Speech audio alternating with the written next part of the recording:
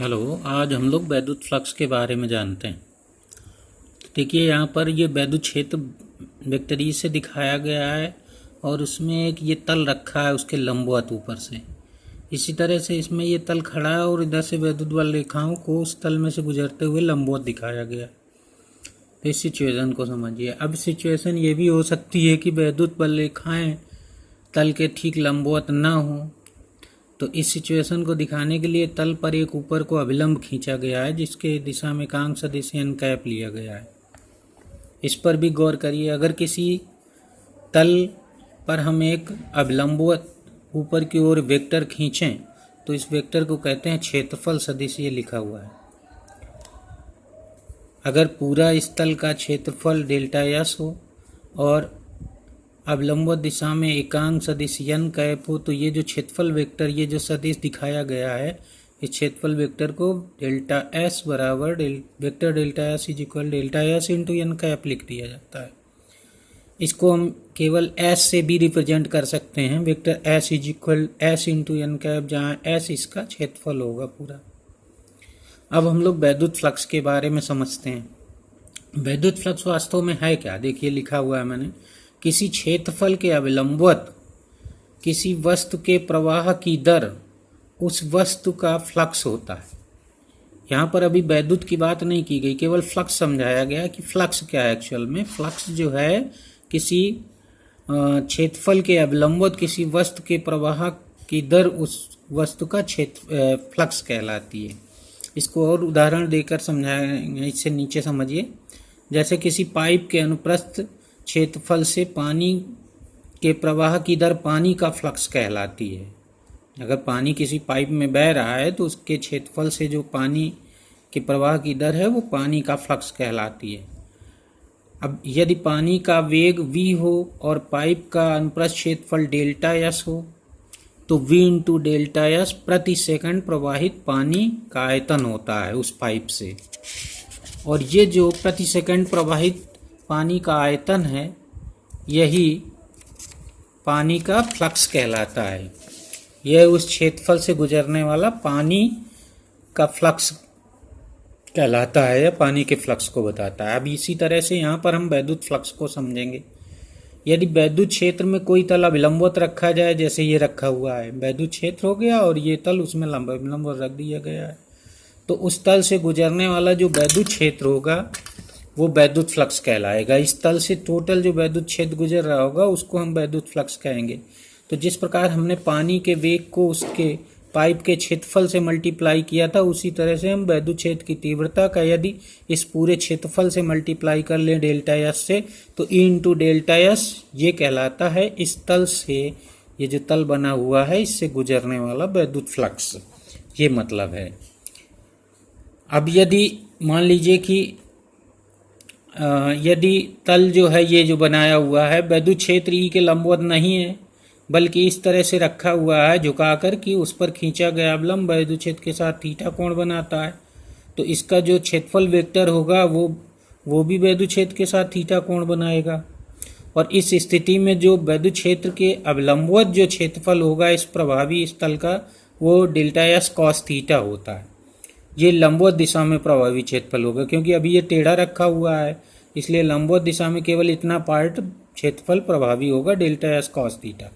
तो इस कंडीशन में अगर ये टेढ़ा है थोड़ा सा, अगर क्षेत्रफल टेढ़ा रखा हुआ है यानी वैद्युत क्षेत्र वैद्युत बल रेखाएं इस तल के ठीक लंबवत नहीं है, तो उस समय जो वैद्युत फ्लक्स होगा वो अब ई डेल्टा एस कॉस थीटा होगा। जैसे यहाँ पर लंबवत था तो ई इंटू डेल्टा एस हुआ, और यहाँ पर लंबवत नहीं है तो लंबवत दिशा में क्षेत्रफल होगा डेल्टा एस कॉस थीटा, तो फ्लक्स हो जाएगा E into delta S cos theta. अब यहाँ और आगे समझिए। अब यदि हम तल के लंबवत एक सदिश लें जिसको क्षेत्रफल सदिश कहा जाता है, ये बना हुआ ऊपर क्षेत्रफल सदिश वेक्टर डेल्टा एस, या केवल वेक्टर एस से भी हम रिप्रेजेंट कर सकते हैं, तो इसको क्षेत्रफल सदिश कहते हैं। अब यहाँ पर देखिए क्षेत्रफल सदिश ये बना हुआ है और ये वैद्युत क्षेत्र की तीव्रता से थीटा कोण बनाता है। तो अगर हम इनका डॉट प्रोडक्ट निकालें, vector E dot vector delta S, तो E delta S cos theta हो जाएगा ये यहाँ पर। इसका मतलब है कि वैद्युत फ्लक्स को हम E delta S cos theta को vector E dot delta vector X लिख सकते हैं या vector E dot vector S से लिख सकते हैं। तो अब यहाँ पर डेफिनेशन मेन बन रही है पर, तो अब यहाँ समझिए। अतः वैद्युत क्षेत्र की तीव्रता वेक्टर ई व क्षेत्रफल सदिश डेल्टा एस के डॉट गुणा या स्केलर गुणा को उस तल से गुजरने वाला वैद्युत फ्लक्स कहते हैं। तो ये मेन परिभाषा है उसकी। ये इसे डेल्टा फाई से लिखते हैं या केवल फाई से लिखा जाता है, यह अदिश राशि है और इसका सूत्र होता है डेल्टा फाई बराबर vector E dot vector delta S.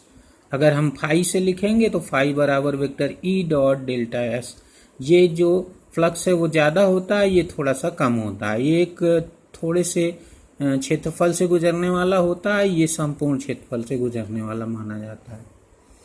अब यहाँ पर अगर यदि तल के लंबवत एकांक सदिश n कैप लिया जाए, जैसे कि ये लिया गया है, एकांक सदिश इस दिशा में n कैप हो और तल का क्षेत्रफल डेल्टा एस हो या इसका पूरे का क्षेत्रफल डेल्टा एस हो या कैपिटल एस हो, तो फिर हम लोग जो क्षेत्रफल सदिश होता है उसको लिखते हैं डेल्टा एस बराबर delta S into N cap या एस बराबर एस इंटू एन कैप। अब यहीं से डेल्टा फाई का मात्रक निकालते हैं, यानी वैद्युत फ्लक्स का मात्रक निकालते हैं। वैद्युत फ्लक्स का मात्रक यहाँ से निकलता है ई का होता है न्यूटन प्रति कूलाम और ये क्षेत्रफल है तो मीटर स्क्वायर यहाँ हो गया, क्षेत्रफल का मीटर स्क्वायर हो गया। तो अगर हम इसको तोड़ें तो इसको लिख सकते हैं newton metre into metre, metre square को 2 बार तोड़ के अपॉन कूलाम वही रहेगा और न्यूटन मीटर को जूल भी कहते हैं तो जूल अपॉन कूलाम हुआ इंटू मीटर। अब आगे पढ़ेंगे जूल अपॉन कूलाम जो है इसको वोल्ट कहा जाता है तो वोल्ट इंटू मीटर, यानी वैद्युत फ्लक्स का मात्रक हम लोग ये लिख सकते हैं न्यूटन मीटर स्क्वायर पर कूलाम या वोल्ट इंटू मीटर लिख सकते हैं और इसकी विमा हो जाएगी ml3t-3a-1। ये एक तरीका है वैद्युत फ्लक्स समझने का। इसमें जो है तल ओपन है यहाँ पर वैद्युत क्षेत्र में। अब हम लोग और आगे वैद्युत फ्लक्स भाग 2 पढ़ते हैं। हम लोग वैद्युत फ्लक्स भाग 2 इसको समझने के लिए ये समझिए कि यदि हम सदिश क्षेत्र, जैसे सदिश क्षेत्र होते हैं, गुरुत्वीय क्षेत्र होता है, वैद्युत क्षेत्र होता है, चुंबकीय क्षेत्र होता है, ये सब सदिश क्षेत्र कहलाते हैं। अब इन क्षेत्रों में अगर हम कोई बंद पृष्ठ ले लें, बंद पृष्ठ जैसे ये देखा गया है कि यहाँ पर आवेश है, ये वैद्युत क्षेत्र हो गया और ये उसमें एक बंद पृष्ठ चूज किया गया। इसी तरह आवेश के चारों एक गोला बनाया जाए या ये इस तरह से पृष्ठ बनाया जाए, बंद पृष्ठ जैसे बैलून हो, गुब्बारा, उस और इसके अंदर कोई आवेश रखा जाए तो वैद्युत क्षेत्र में वो बैलून जो है बंद पृष्ठ कहलाएगा। तो इस तरह से अगर किसी भी सदिश क्षेत्र में, क्योंकि ये जो गुरुत्वीय क्षेत्र हैं, वैद्युत क्षेत्र हैं, चुंबकीय क्षेत्र, ये सब सदिश क्षेत्र हैं।